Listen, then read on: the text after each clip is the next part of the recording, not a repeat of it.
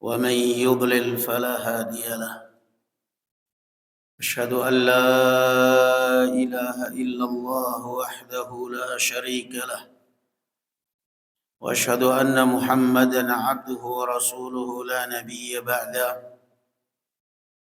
يا أيها الذين آمنوا اتقوا الله حق تقاته ولا تموتن إلا وأنتم مسلمون.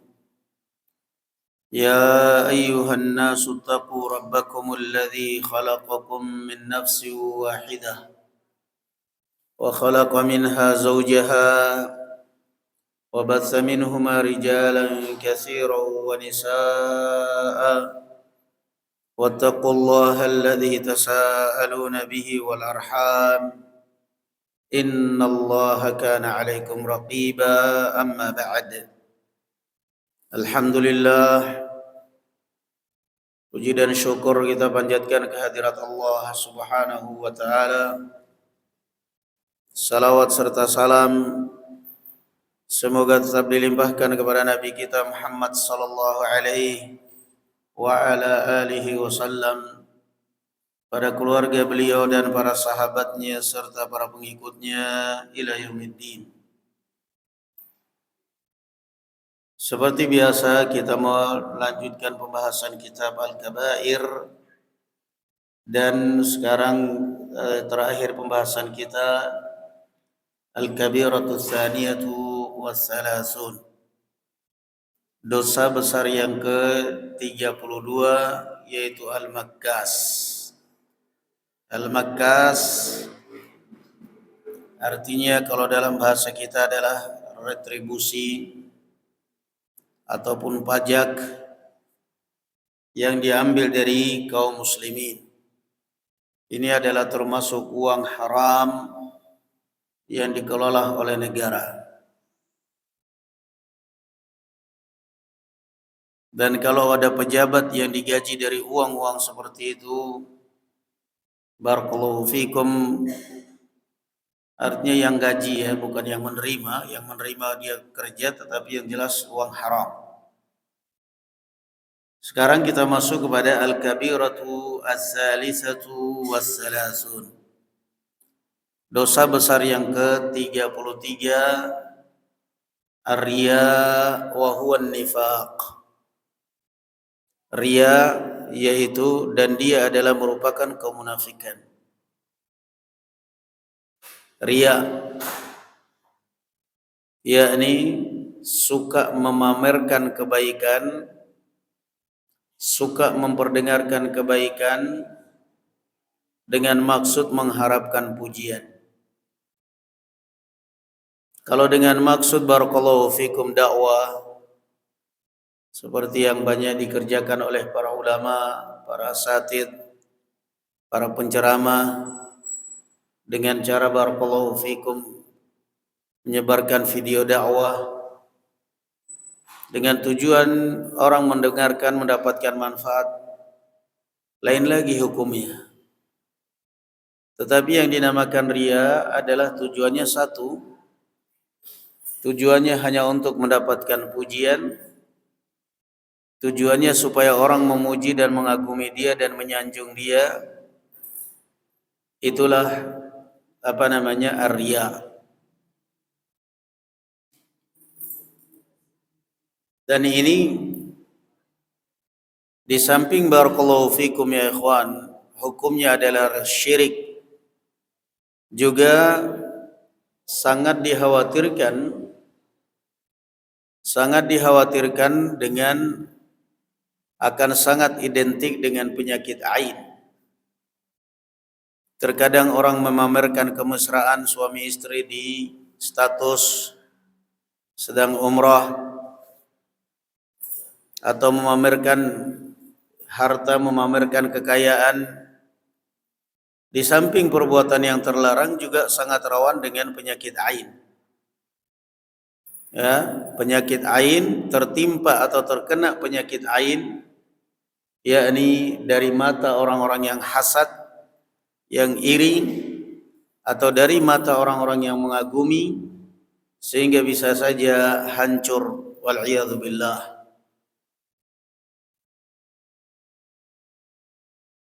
Qala Allah Ta'ala, Allah Subhanahu wa Ta'ala berfirman, yura'una an-nasa wa la yadhkuruna Allah illa qalilan. Surat An-Nisa ayat 143.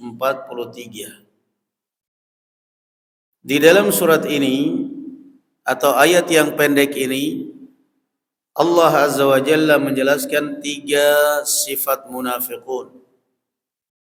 Yang pertama, wa idza qamu ila sholati qamu kusala. Kalau dia berdiri menunaikan salat malas-malasan.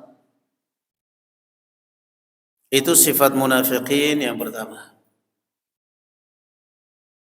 Entah itu suka mengulur waktu, suka menunda atau mengakhirkan waktu, ataupun malas-malasan dalam menunaikannya.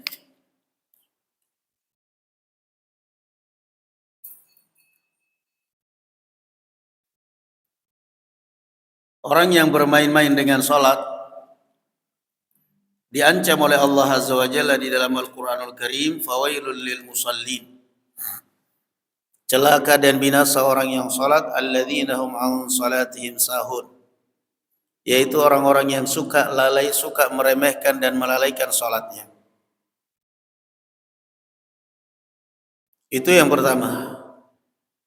Yang kedua, juga dalam ayat ini sifat munafiqun adalah yura'unan nas.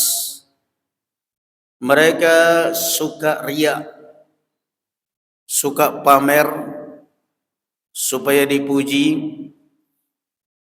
senang dipuji, senang mengharapkan pujian, suka memamerkan ibadah, suka memamerkan kenikmatan. Kalau zaman sekarang yang disebut dengan selfie, kadang-kadang bahkan ada unsur bohongnya juga. Sudah ria, kadzab lagi. Sudah ria, bohong lagi. Bohong dari sisi apanya? Pada asalnya dia tidak sedang sholat misalnya. Dia tidak sedang membaca Al-Quran. Tetapi dia minta difoto, dia membaca Al-Quran. Dia minta difoto dengan menengadahkan kedua telapak tangan ke langit, mengesankan dia seakan-akan sedang berdoa, padahal dia tidak sedang berdoa. Maka ini terkumpul kepada dia 2. Pertama kadzab, dusta. Yang kedua adalah riya.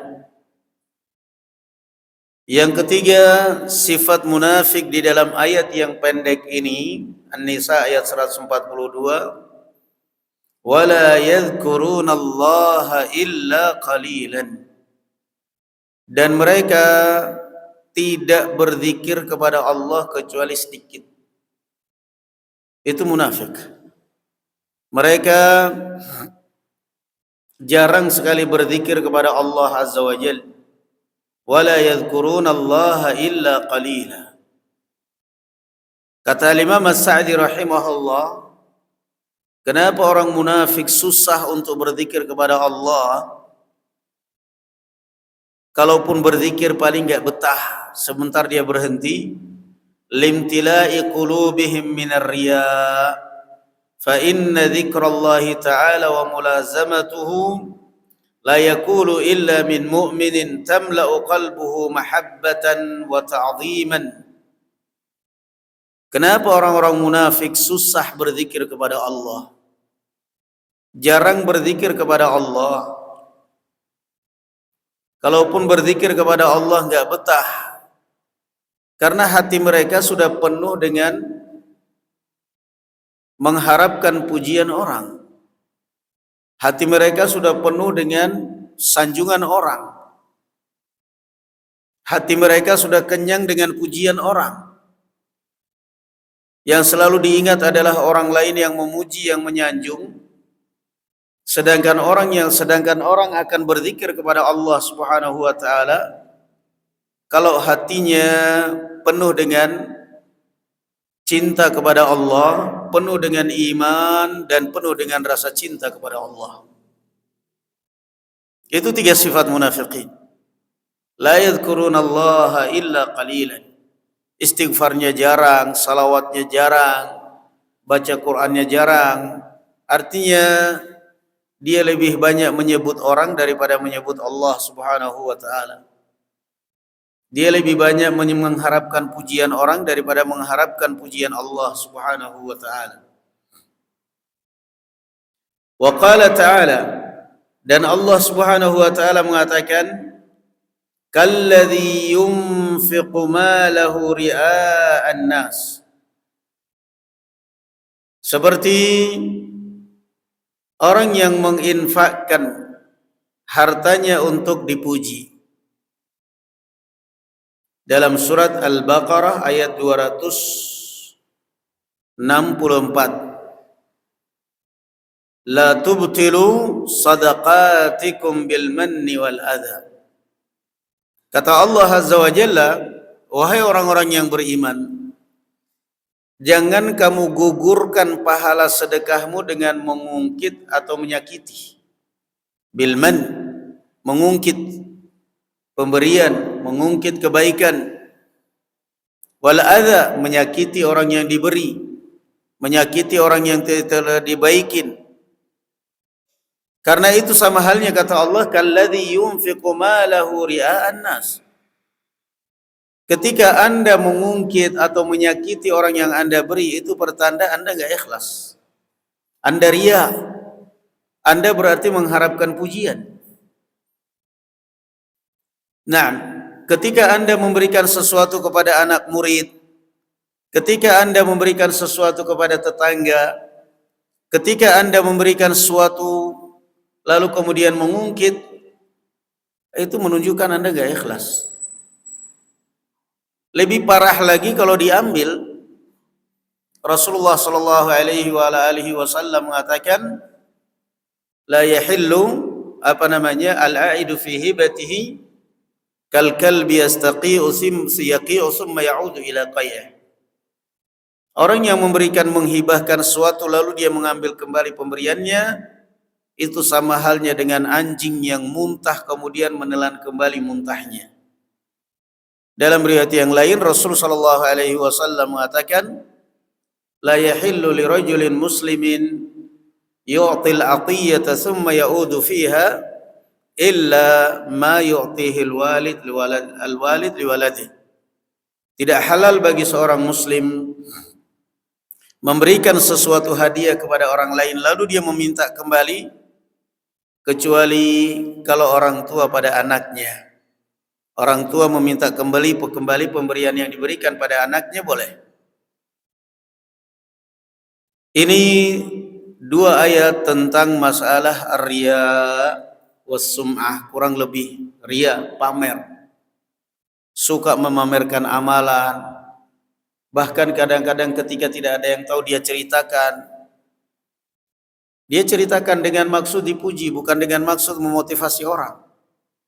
Lain antara cerita menceritakan kebaikan dengan maksud memotivasi, dengan cerita dengan maksud barakallahu fikum pamer. Cerita pengalaman, misalnya ada seseorang cerita pengalaman saya sholat malam, pengalaman saya baca Al-Quran, ternyata cara seperti ini lebih ampul, itu lain lagi, itu namanya motivasi. Memotivasi. Abu Hurairah radhiyallahu anhu mengatakan, yarhamullah ikhwani minal ansar, kana yushghiluhum mazari'uhum, wa yarhamullahu ikhwani minal muhajirin, kana yushghiluhum as-saghab fil aswaq, wa amma ana fa'alzamu Rasulullah ala mil'i batni. Semoga Allah merahmati saudara-saudara saya dari kaum Ansar. Mereka tersibukkan dengan kebun-kebun mereka.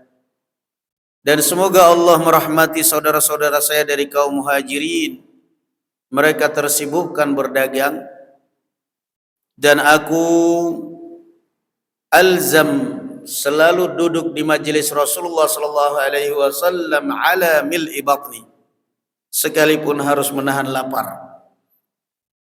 Ini pengakuan dari Abu Hurairah bukan untuk dipuji, bukan mengharapkan sanjungan pujian, melainkan beliau memberikan motivasi kepada orang. Qala an-nabiy sallallahu alaihi wa ala alihi wasallam. Hadis ini hadis Abu Hurairah yang akan kita baca ini. Bersabda Nabi sallallahu alaihi wa ala alihi wasallam, awwalun nas yuqda alaihi yaumal qiyamah. Orang yang pertama kali akan diputuskan nasibnya kelak di hari kiamat. Dalam riwayat yang lain, awal man tusa'ar bihimun nar. Orang yang pertama kali dilemparkan ke dalam neraka Jahannam adalah 3 golongan ini. Yang pertama, rajulun ustushhida. Orang yang pertama adalah seorang yang mati syahid di jalan Allah. Fa'utiya bihi fa'arrafahu ni'amahu fa'arafaha. Lalu orang yang mati syahid ini kemudian dipanggil di hadapan Allah di sidang. Dan Allah memperkenalkan segala nikmat yang Allah pernah berikan kepadanya di dunia dan dia mengakuinya. Segala kenikmatan yang dia nikmati di dunia diperlihatkan. Kamu dulu bukannya saya kasih kesehatan, bukannya saya kasih harta, bukannya saya kasih. Dia mengakui. Fa'arafaha. Faqala ma 'amilta fiha. Lalu kemudian Allah bertanya kepada orang ini, lalu apa yang kamu perbuat dengan segala nikmat yang saya berikan kepada engkau ini? Saya berikan kamu harta, saya berikan kamu kesehatan, lalu apa yang kamu perbuat? Qala qataltu fika hatta istashhadtu. Orang ini kemudian menjawab, saya berjihad atau saya berperang di jalanmu ya Allah sampai aku mati syahid.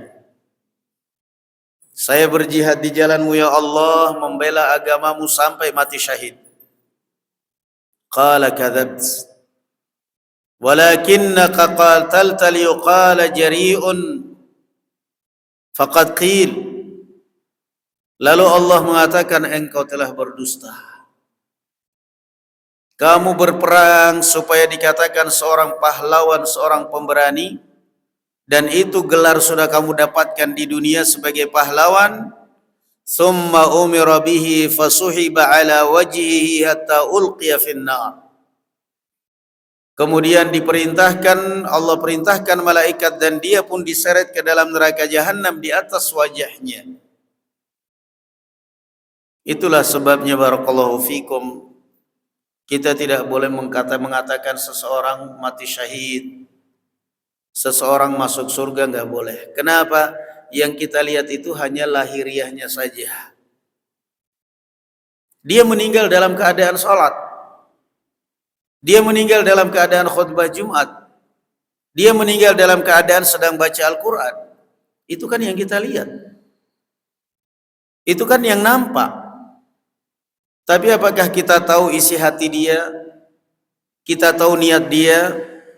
Yang tahu niat dia hanyalah Allah Subhanahu wa ta'ala. Berarti gimana? Kita hanya mengharapkan semoga Allah merahmatinya. Kita hanya berharap semoga Allah Azza wa Jalla memasukkannya ke dalam surga. Tapi kalau kita memastikan bahwa dia mesti masuk surga, enggak boleh. Naam. Walaupun dia dekat dengan kiai, dengan habib, dengan ustaz, enggak jaminan. Abu Lahab dekat dengan Nabi nasabnya kok. Enggak jaminan. Lihat di dalam hadis ini.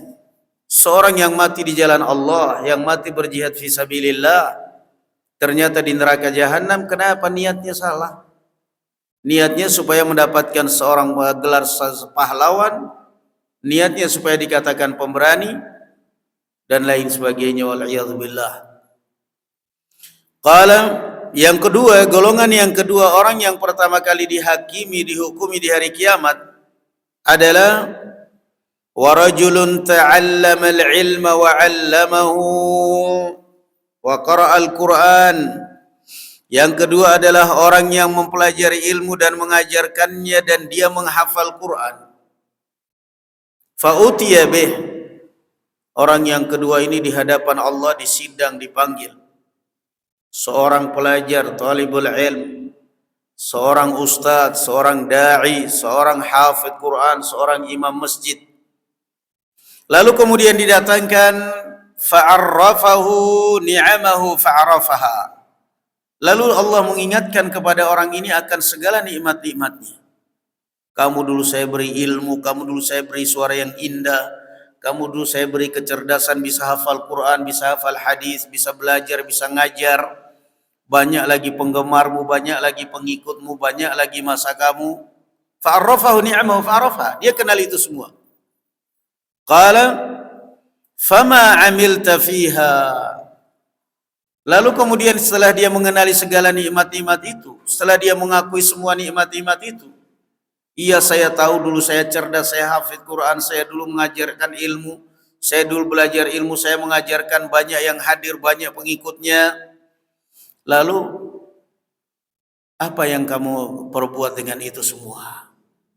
Qala ta'allamtul ilma wa 'allamtuhu wa qara'tu fikal Qur'an. Orang ini kemudian mengatakan, saya belajar ilmu dan mengajarkannya dan membaca Al-Quran ya Allah karena ikhlas.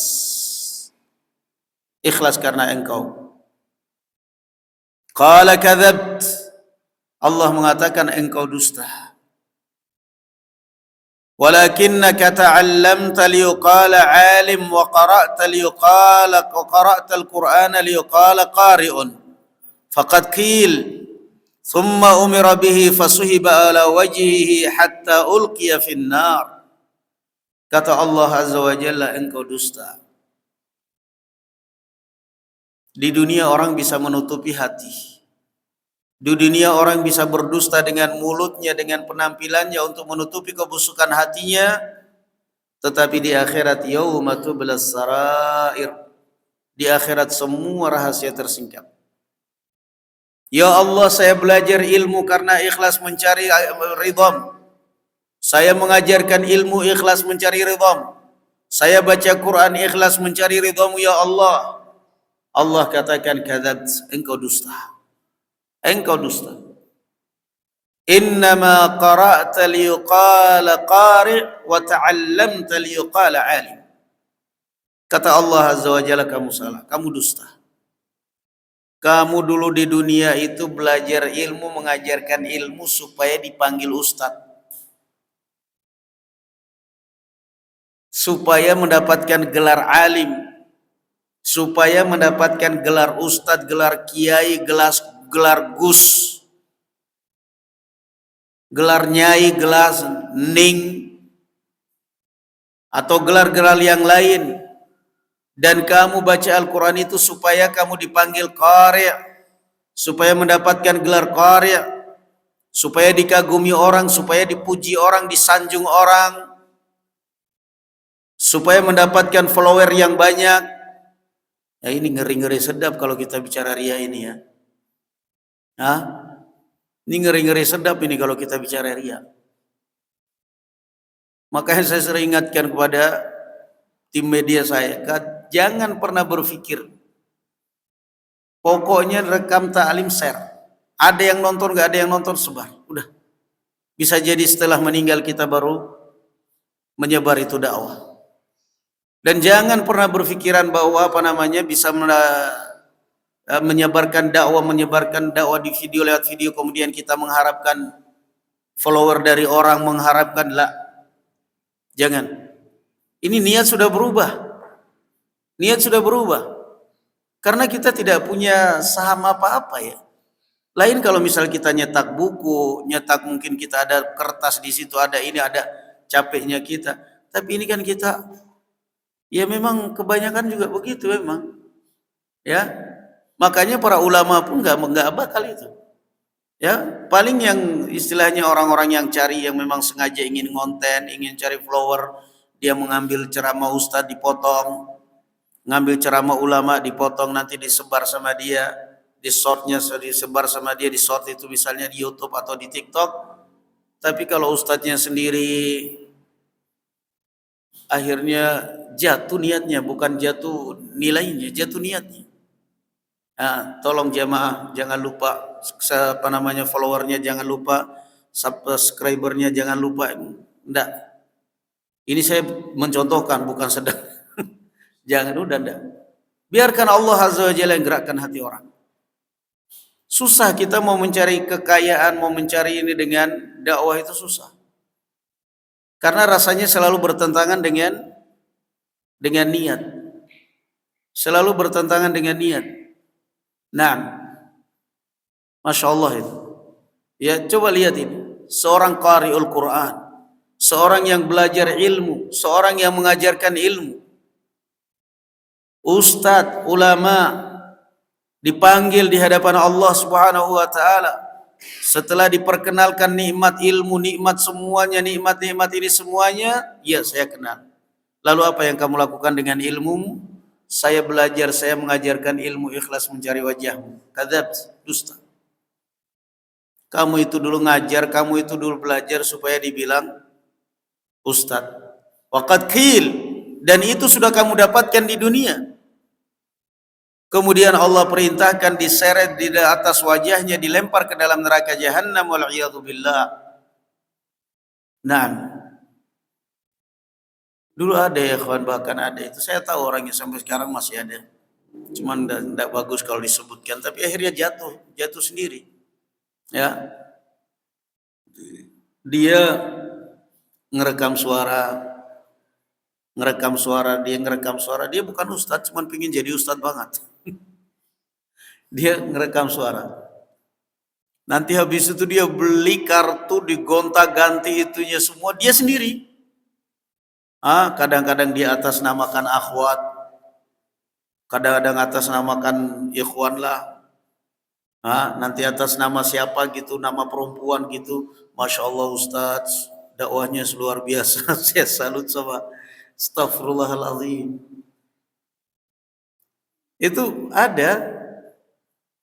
Sampai akhirnya begitu ketemu saya nggak pantas seperti itu, nggak benar. Yang namanya ilmu itu barakallahu fikum ya ikhwan. Yang namanya ilmu agama, nomor satu itu adalah ikhlas. Mau sebanyak apapun masamu, kalau kamu nggak ikhlas, suatu saat bakal bubar itu. Fa amma az-zabadu fayadhhabu jufaa'a wa amma ma yanfa'u an-nasa fayamkuthu fil ardh. Banyak tanpa ada rasa ikhlas, kata Allah Azza wa Jalla, ibarat buih di atas lautan akan sirna dalam waktu cepat. Tapi kalau ikhlas itu yang akan bertahan. Nah, ini pelajaran ini. Pelajaran nanti juga akan ada bab orang yang belajar ilmu untuk mendapatkan dunia, termasuk kabair, nanti akan ada. Belajar ilmu agama tujuannya ijazah, tujuannya titel. Ini kan ngeri. Untuk apa Anda kuliah? Untuk apa Anda dulu kuliah jauh-jauh? Untuk saya mencari ridhamu ya Allah. Kadzab, enggak. Engkau kuliah dulu alasan agama ini kadzab. Engkau kuliah dulu supaya dibilang S1, S2. Apa haram berarti Ustadz? Enggak haram. Cuman jangan sampai lupa niat asal. Jangan sampai lupa niat asal. Ya, jangan sampai lupa itu niat ikhlasnya. Saya mau kuliah, pokoknya saya harus kuliah, saya mau ini biar saya jadi S1, jadi S2. Jangan lupa dari niat asalnya ya. Niat asal itu apa? Ikhlas karena Allah Subhanahu wa taala. S1, S2 itu kan sebagai bukti bahwa Anda telah menyelesaikan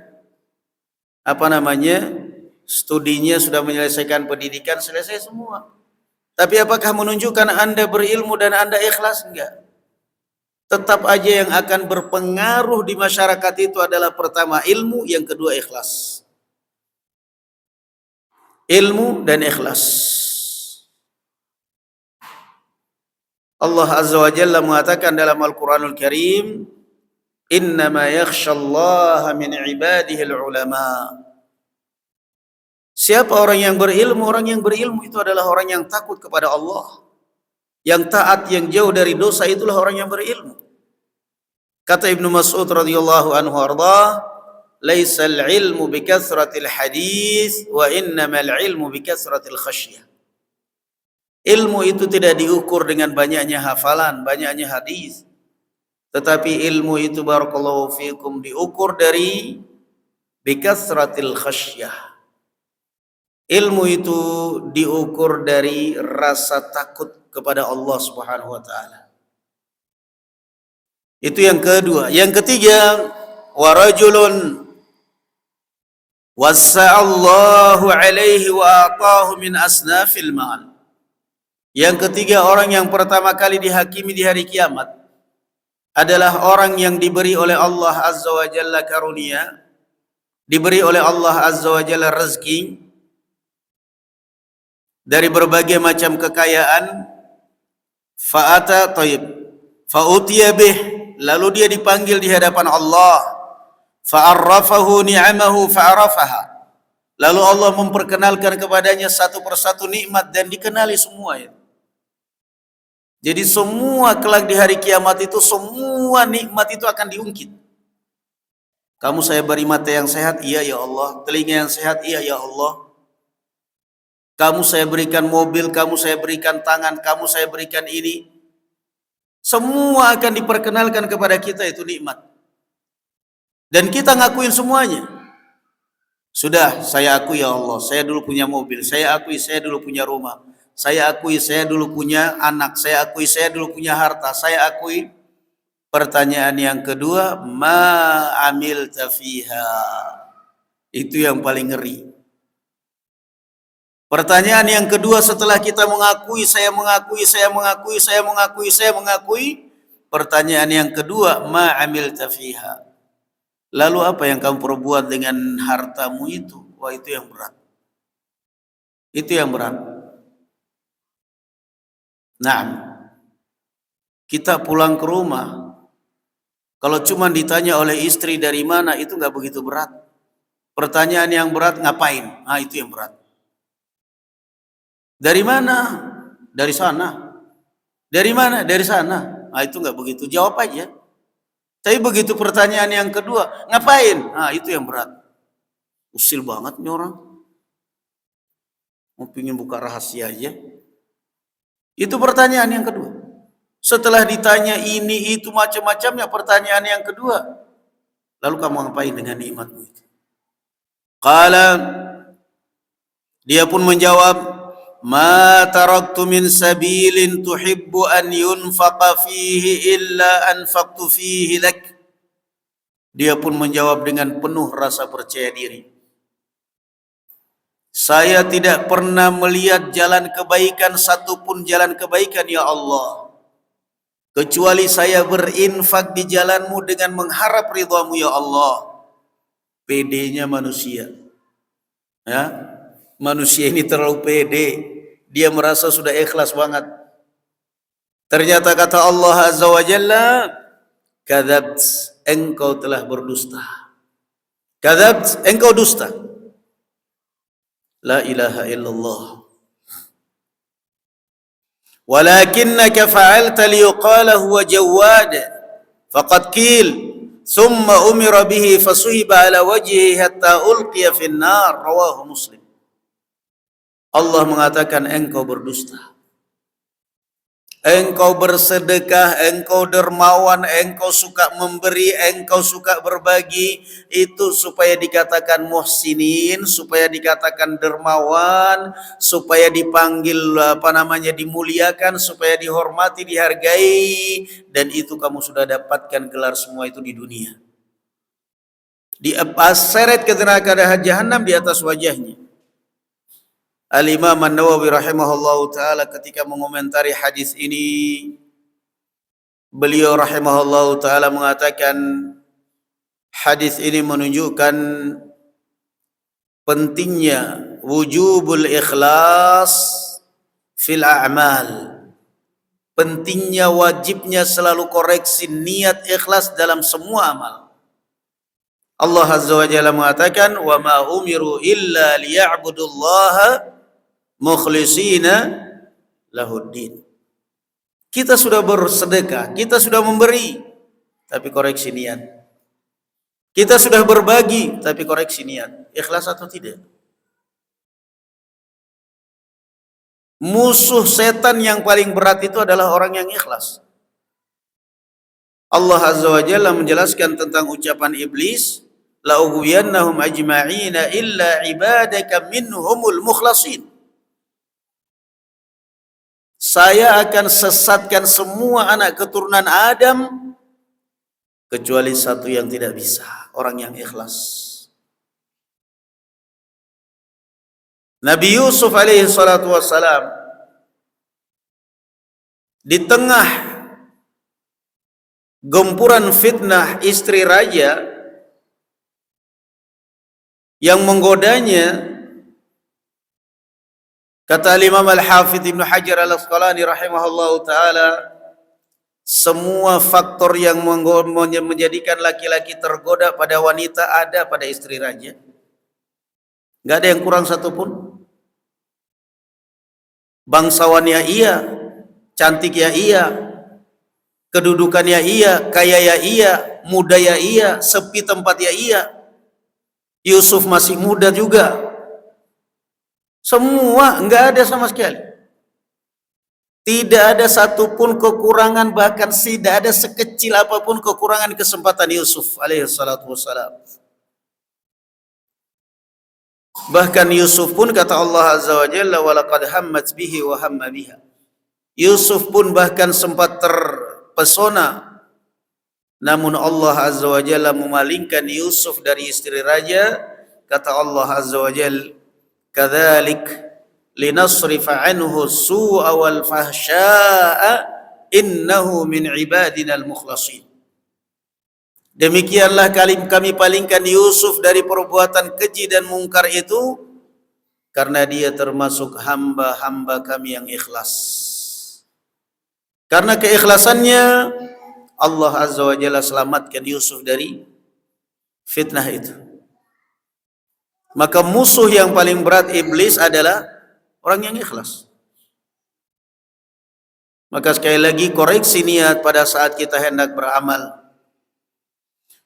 Qala wa an ibni Umar radhiyallahu anhuma, dan dari Abdullah ibn Umar radhiyallahu anhuma, anna nasan qalu lahu inna nadkhulu ala umara'ina fanaqulu lahum bi khilafi ma natakallamu bih idza kharajna min indihim. Faqala ibn Umar, kunna na'uddu hadha nifaqan ala ahdi Rasulillah sallallahu alaihi wasallam, rawahu al-Bukhari. La ilaha illallah.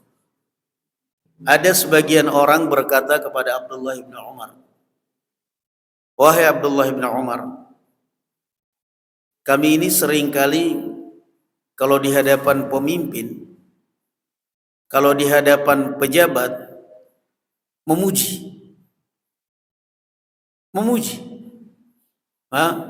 Kalau di hadapan wali kota, memuji, menyanjung. Tetapi kalau di belakangnya lain lagi, di belakang menghujat. Lalu apa jawab Abdullah bin Umar? Kalian mungkin menganggapnya itu hal yang biasa. Tapi kalau dulu di zaman Rasul sallallahu alaihi wasallam, kami menganggap itu perbuatan munafik. Riwayat Bukhari. Sekarang pertanyaan ini di depan pejabat. Pertanyaan saya, kira-kira masih ada wajarnya enggak kalau di depan pejabat? Ini pejabat loh, yang kalau seandainya mungkin kita maki dia, kita mungkin jujur di hadapan dia, mungkin kita dikasuskan, mungkin kita ya intinya mungkin kita kena IT atau kena macam-macam lah. Ini masalahnya wali kota atau bupati dia. Kita diundang ceramah oleh bupati, acara mungkin acara apa gitu, bupati mungkin syukuran, atau mungkin acara ulang tahun Pemalang, kota Pemalang misalnya, kebetulan saya diundang. Begitu diundang udah jujur aja. Alhamdulillah sudah setahun ini kita mendapatkan bupati yang baru, alhamdulillah pembangunan belum ada apa-apanya. Dengan polos dan lugu. Kalau kita lihat pembangunan juga tetap aja gitu-gitu aja, nggak ada peningkatan. Mudah-mudahan bupati kita ini dapat hidayah. Aduh, kayaknya berat juga itu. Otomatis kita akan berbahasa basi. Saya bersyukur, alhamdulillah Bapak Bupati yang mulia dalam hati mulia apanya lu? Salat aja enggak. Bersyukur kepada Allah Subhanahu wa taala. Jadi kita berkata memuji di depan tapi di belakang.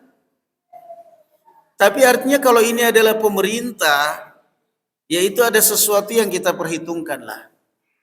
Itu pun kata Abdullah ibn Umar radhiyallahu anhu, dulu kami menganggap itu perbuatan munafik. Yang saya maksud dengan pertanyaan ini, orang yang kadang-kadang kita ini bukan siapa-siapa. Di depan kita senyum manis, memuji, menyanjung, di belakang nyinyir. Itu loh. Kalau di depan, Masya Allah Ustadz, antum Masya Allah luar biasa. Ini itu ilmu Masya Allah gini-gini. Di belakang, nek. Oh ya memang sudah karakter, sudah wataknya watak apa? Watak munafik. Kenapa? Kalau secara logika apa sih yang kalian khawatirkan dari kita?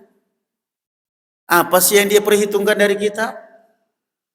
Kalau kita ini misalnya, kalau antum, kalau saya misalnya penguasa, yang punya istilahnya tangan besi, mungkin bisa saja saya hukum kalau dia menjatuhkan nama baik. Nah, ini kita. Berarti memang dasarnya yang namanya watak munafik itu sudah munafik. Naam. Inna na'uddu hadza nifaqan. Lain ya, itu yang pertama. Yang kedua, barakallahu fikum, lain dengan orang yang kadang-kadang memang kita lihat ini orang-orang busuk. Ya. Kadang-kadang kita sampai ditegur. Katanya tadi bilangnya ini orangnya jahat, orangnya busuk, orangnya gini. Giliran datang senyum-senyum, malah dikasih makan enak, diajak makan sate lagi. Gimana sih? Nggak komitmen?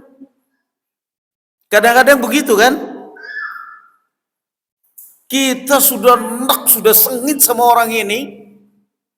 Udah ngomel kadang-kadang di depan istri, di depan siapa aja.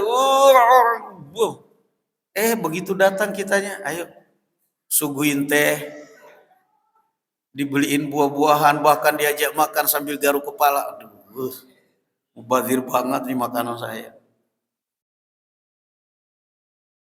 Begitu pergi orang, kenapa? Tadi katanya begini-begini sosokan, di belakang giliran di depan.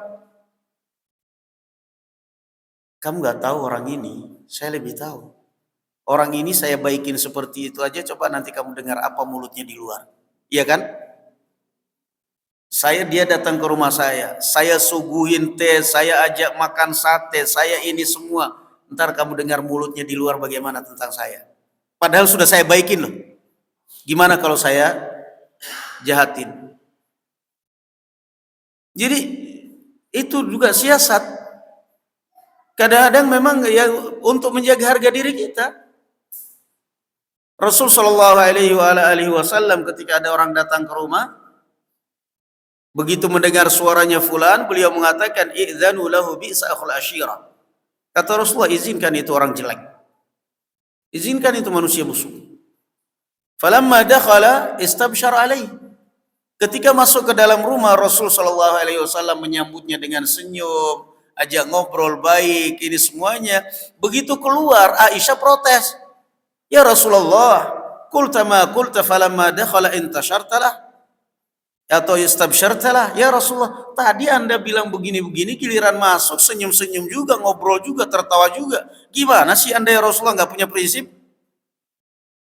Apa jawab Rasulullah? Ya Aisyah, mata ahadtini fahishan. Wahai Aisyah, semenjak kapan kau mengenal saya ini orang kasar? Ini orang kalau saya jahatin, kalau saya kasarin, dia tambah buruk di luar. Saya baikin seperti itu aja sudah busuk dia di luar tentang saya, bagaimana kalau saya kasarin? Jadi lain ya barakallahu fikum. Itu yang dinamakan apa? Siasat asy-syar'iyyah. Nah, itu yang dinamakan al-mudarah. Mudarah lain dengan mudahana. Mudarah itu yakni kita turun dari kedudukan kita mengalah demi untuk menjaga nama baik kita dan juga menghindarkan orang itu dari dosa. Jadi ini masalahnya memang kalau sudah jadi karakter, di depan orang lain, di belakang lain, munafik. Dan paling menyakitkan kalau punya sahib seperti ini. sakit hati.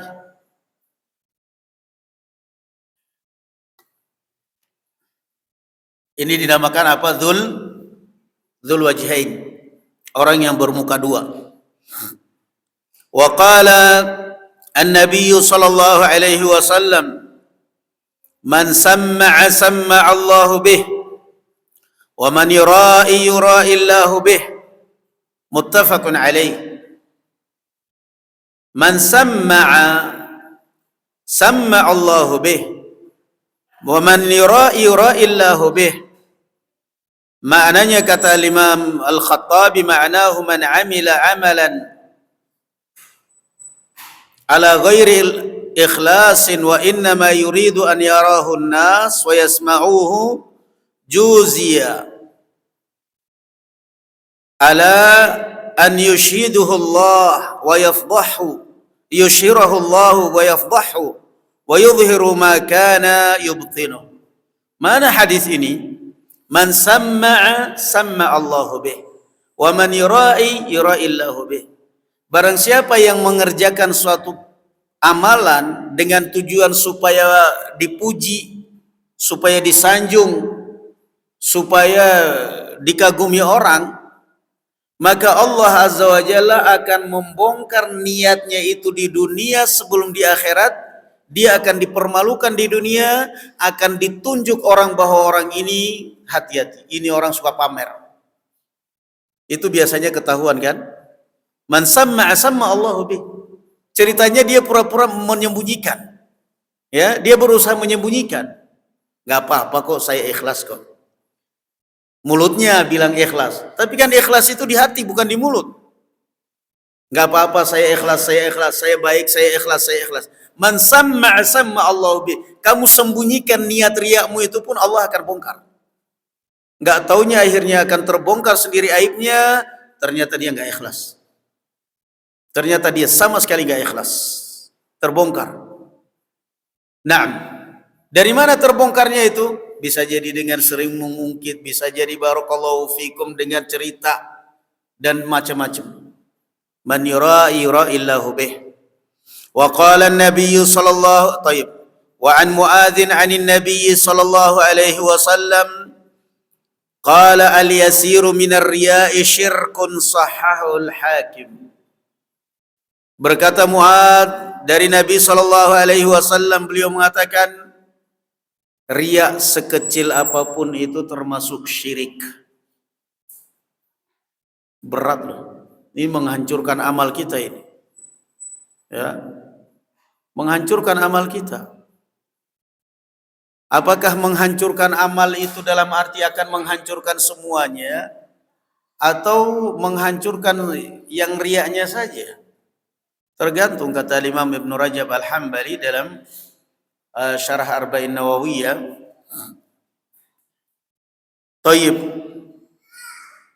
Kalau amalan itu adalah kaitannya dari awal sampai akhir, satu paket, satu perangkap, seperti sholat, ya otomatis batal semua. Misalnya, awal sholat nawaitu ikhlas lillahi ta'ala. Rakaat pertama ikhlas lillahi ta'ala. Begitu masuk rakaat kedua, calon mertua datang. Sudah mulai dipoles sholatnya. Allah, khusyuk luar biasa. Sudah gitu mulai lagi suaranya kadang-kadang diperdengarkan. Wadduha wal laili idza saja. Padahal tadinya apa? Wadduha wal laili idza saja. Mawaddah rabbukum. Udah mulai nih.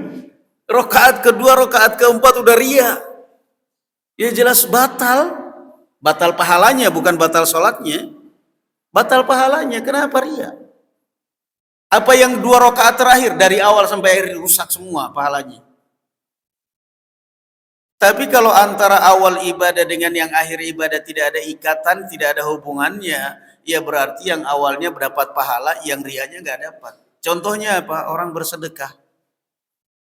Dia lagi bagi-bagi THR. Awalnya sih ikhlas lillahi ta'ala. Bagi-bagi THR ini.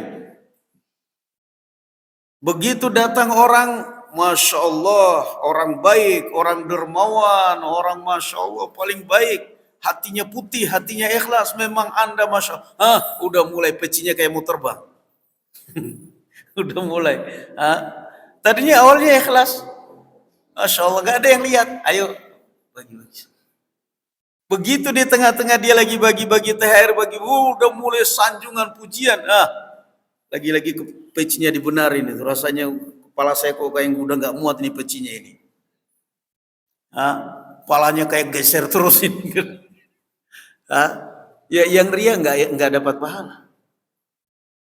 Makanya Masya Allah subhanallah, lihat ya kawan, ria bagaimana bisa menghancurkan pahala amal. Walaupun nggak kekal dalam neraka jahanam, tapi yang jelas malu. Makanya Imam An-Nawawi dalam kitab Riyadhus Shalihin, ya lihat itu taman, lihat itu artinya taman. As-Shalihin, taman orang-orang saleh. Al-Imam An-Nawawi rahimahullahu taala memulai kitabnya di dalam Riyadhus Shalihin dengan bab al-ikhlas. Babul ikhlas wa ihdarin niyyati fi jami'il amali wal aqwali adh-dhahirati wal batinati adh-dhahirati wal khafiyah. Nah, beliau memulai babnya kitab Riyadhus Shalihin dengan bab itu, bab wajibnya ikhlas dan menghadirkan niat dalam setiap amalan maupun ucapan yang nampak maupun yang tersembunyi, yang sir maupun yang jahar. Hadirkan niat, ihdharun niat. Bukan hanya sekedar niat ikhlas, tapi ihdhar, hadirkan niat. Anda jangan hanya orang sholat imam takbir Allahu Akbar, nggak ada niat. Setelah selesai sholat, Anda sholat apa tadi? Sholat maghrib lah. Niatnya sekarang, nggak tahu. Jangan dong. Ihdharin niat, hadirkan niat. Imam mengatur shaf. Istawu wa'tadilu sawsufakum. Itu niat kita sudah hadir dalam hati itu. Nawaitu salatul maghrib 3 rakaat. Saya niat salat maghrib 3 rakaat. Enggak mesti nawaitu niat. Intinya niat dalam hati, saya niat salat maghrib. Jangan berdiri cuma ikut-ikutan tanpa niat. Bisa-bisa salat kita pahalanya enggak ada. Nanti juga asar seperti itu. Nawaitu salatul isya adaan. Ya, adaan lillahi ta'ala. Adaan itu artinya saya sholatnya di dalam waktu. Ihdharun niyyah. Rasul sallallahu alaihi wasallam mengatakan apa? La siyama man la yubayyitu siyama minal lail. Tidak sah puasanya orang yang tidak berniat dari malam hari. Bukan asal makan, bukan bangun asal makan, tapi niat. Jadi jangan dianggap kalau kita mengingkari orang nawaitu shauma ghadin, terus kita nggak ada niat sama sekali. Melafatkannya itu yang diingkari oleh para ulama. Bedakan. Ya, imam sudah baca Al-Fatihah masih aja nawaitu. Nawaitu sholatul dhuhri ada barakatin, ada anillahi ta'ala, adaan ma'muman lillahi ta'ala. Takutnya ditambahin lagi di Masjid Muhammad Ramadan hari Senin tanggal ini udah selesai. Itu yang diingkari oleh para ulama. Tapi niat di dalam hati itu wajib ada. Anda ini sholat apa ini? Niat itu ada. Wudu juga seperti itu ada. Anda mandi boleh tapi nawaitul wudu ada. Itu yang harus diperhatikan barakallahu fikum ya ikhwan. Wujubul babul ikhlas wa ihdharin niyyah. Bab ikhlas dan menghadirkan niat di dalam setiap amalan dan ucapan. Kita ambil al-kabirah yang berikutnya. Al-kabiratur rabi'atu was-salasun, dosa besar yang ke-34, al-khiyanah, khianat. Dan pengkhianatan yang paling berat adalah khianat kepada Allah Azza wa Jalla. Siapa orang yang khianat kepada Allah? Orang yang tidak beribadah kepada Allah. Mereka adalah khianat. Inna aradna al-amanata 'ala as-samawati wal ard. Fa'abaina wal ardi wal jibal fa'abaina an yahmilnaha wa ashfaqna minha wa hamalaha al insan innahu kana zaluman jahula. Manusia yang tidak mau taat kepada Allah pengkhianat. Allah menawarkan amanah yaitu amalan yaitu Islam, ibadah kepada langit, bumi dan pegunungan. Mereka enggan, kami takut khianat. Kami tidak mau mengakui sesuatu setelah itu kami khianat. Langit, bumi, pegunungan mereka enggak mau. Giliran ditawarkan kepada manusia mau, habis itu mereka berkhianat. Wa hamalaha al-insan innahu kana zaluman jahula. Sungguh manusia memang mereka zalim dan jahil. Khianat. Pengkhianat. Qala la takhunu Allah war rasula wa takhunu amanatikum wa antum ta'lamun. Wahai orang-orang yang beriman, janganlah kalian mengkhianati Allah dan Rasulnya, dan kalian akan mengkhianati amanah kalian sedangkan kalian tahu. Amanah yakni amalan. Artinya orang mengkhianati Allah dan Rasulnya mengkhianati amal soleh. Suruh sholat nggak mau, suruh sholat nggak mau, kan khianat berarti. Suruh beribadah kepada Allah malah beribadah kepada kuburan, khianat Anda. Nyembah kuburan, khianat. Semenjak kapan Allah memerintahkan Anda menyembah kuburan? Siapa yang menciptakan Anda? Allah. Kenapa Anda menyembah kubur? Khianat. Pengkhianatan yang paling besar adalah pengkhianatan terhadap hak Allah Subhanahu wa taala. Al-khianah. Belum lagi berbicara khianat kepada hak manusia, khianat kepada masyarakat. Pejabat-pejabat yang koruptor khianat bukan? Mereka adalah para pengkhianat. Kadang-kadang kalau kita lihat pejabat-pejabat kita di zaman sekarang ini, kita akhirnya memang benar juga kadang-kadang. Rindu zaman Soeharto akhirnya. Kalau kita pikir-pikir, kata orang Soeharto itu dulu Allahyarham korupsi. Soeharto menjabat berapa tahun ya, kawan? 32 ya. Kebayang nggak kalau seandainya Soeharto itu benar terbukti korupsi ya? Kalau memang benar ya, bisa jadi ya memang benar tapi mungkin nggak banyak.